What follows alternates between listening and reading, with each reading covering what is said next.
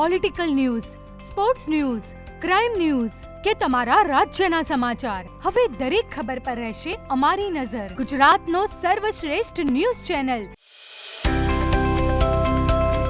Cabinet મંત્રી બળવંતસિંહ રાજપૂતના હસ્તે પીડિત પરિવારને સહાયનું વિતરણ કરવામાં આવ્યું.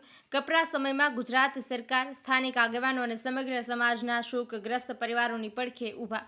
પાટણ જિલ્લાના સરહદી તાલુકાઓમાં થયેલા ભરેલા વરસાદના લીધે આ વિસ્તારોમાં સૌથી વધુ અસરગ્રસ્ત બન્યા છે. આ વિસ્તારમાં ફરીથી જનજીવન ધબકતું થાય તે માટે જિલ્લા વહીવટીતંત્ર અગ્રેસર બન્યું છે. ગુજરાતના પડોશી રાજ્યો તેમજ ગુજરાતમાં થયેલા સાર્વત્રિક વરસાદના લીધે નદીઓમાં પાણીનો પ્રવાહ વધતા રાજ્યમાં આકસ્મિક બનાવ બનતા રાજ્ય સરકારે સંવેદનશીલ અભિગમ સાથે નાગરિકોની વહારે આવી છે. પાટણ જિલ્લાના સિદ્ધપુર તાલુકાના મુડાણા ગામે પસાર થતી સરસ્વતી નદીમાં મુક્તેશ્વર ડેમમાંથી છોડવામાં આવેલા પાણીના પ્રવાહમાં 2 યુવતીઓ ભેંસ ચરાવતી વખતે આવેલા પાણીના પ્રવાહમાં તળાતા અવસાન પામી હતી. આ દુઃખદ ઘટનાના પ્રસંગે કેબિનેટ મંત્રી બળવંતસિંહ રાજપૂતે પરિવારને મળીને સાંત્વના આપીને પીડિત પરિવારને ચેક અર્પણ કર્યો હતો. કેબિનેટ મંત્રી બળવંતસિંહ રાજપૂતે જણાવ્યું હતું કે ગુજરાતમાં થોડાક દિવસ પહેલા ભારે વરસાદને કારણે અનેક વિસ્તારોમાં જળબંબાકારની પરિસ્થિતિ સર્જાઈ છે.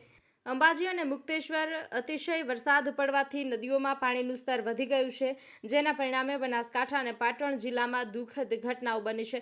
પશુપાલન માટે ગયેલી 2 દીકરીઓ સજ્જનબા અને કાજલબાનું અવસાનના સમાચારથી સમગ્ર વિસ્તારમાં શોકનું વાતાવરણ છવાઈ ગયું હતું, જેને પગલે ગુજરાત સરકાર તેમજ સ્થાનિક આગેવાનો દ્વારા આ પરિવારને મદદ માટે પગલાં લેવામાં આવ્યા છે.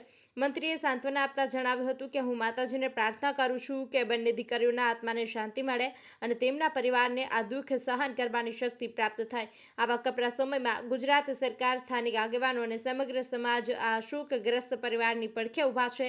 સંગઠનના આગેવાનો શંભુભાઈ દેસાઈ, વિક્રમસિંહ ઠાકોર, એપીએમસી ચેરમેન વિષ્ણુભાઈ પટેલ, ગામના સરપંચ સહિત આગેવાનો ઉપસ્થિત રહ્યા હતા. કમલેશ પટેલ, પાટણ. સમગ્ર ગુજરાતમાં છેલ્લા 7-8 દિવસથી સખત વરસાદ પડી રહ્યો હતો. અંબાજીમાં અતિશય વરસાદ પડ્યો, મકેશ્વરમાં ઘણું બધું પાણી આવ્યું. બનાસકાંઠામાં અને પાટણ જિલ્લામાં પણ ઘણો બધો વરસાદના કારણે આ વિસ્તારની અંદર કેટલાય ટાઈમથી પાણી નહીં આવેલું અને જ્યારે જબરજસ્ત વરસાદ પડ્યો ત્યારે બહુ બધું પાણી મકેશ્વરમાંથી છૂટ્યું અને અહીંથી પણ છૂટ્યું. કારણો વરસાદ બંને દીકરીઓ જે પશુપાલન ચારવા માટે જતા હોય છે અને આ દુઃખદ ઘટના બની. અમારી બંને દીકરીઓ, એક સજ્જનબા અને એક કાજલબા, બંને દીકરીઓનું દુઃખદ અવસાન થયું છે. દુઃખદ અવસાન જ્યારે થયું ત્યારે ખરેખર આખા વિસ્તારની અંદર એક દુઃખનું વાતાવરણ પસરી ગયું. અમારા બધા આગેવાનશ્રીઓએ, ગામના આગેવાનશ્રીઓએ બહુ પ્રયત્ન કર્યો. તમને લાગે એકાદ દીકરીને તો સારી સારવારને બધું આપી શકાયું છે. આવી પરિસ્થિતિમાં ગુજરાતના મુખ્યમંત્રી આદરણીય ભૂપેન્દ્રભાઈ પટેલ સાહેબે ગુજરાત સરકારમાં હંમેશા આવું કોઈ દુઃખદ બનાવ બને ચોક્કસપણે આપણે કોઈનું દુઃખ તો ના લઈ શકાય, પણ જેટલી મદદ થાય એ પ્રમાણે આપણે કરી શકતા હોઈએ છીએ.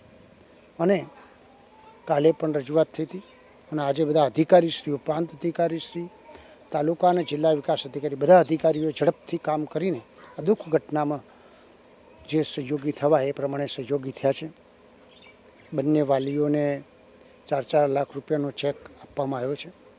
આપ સૌ વતી માતાજીને પ્રાર્થના કરું કે બંને દીકરીઓના આત્માને શાંતિ પ્રાપ્ત થાય અને જે એમના કુટુંબીજનો ઉપર જે આફત આવી છે એ આફતમાં આપણે બધા સહયોગ આપીને એમના દુઃખમાં ભાગીદાર થઈએ.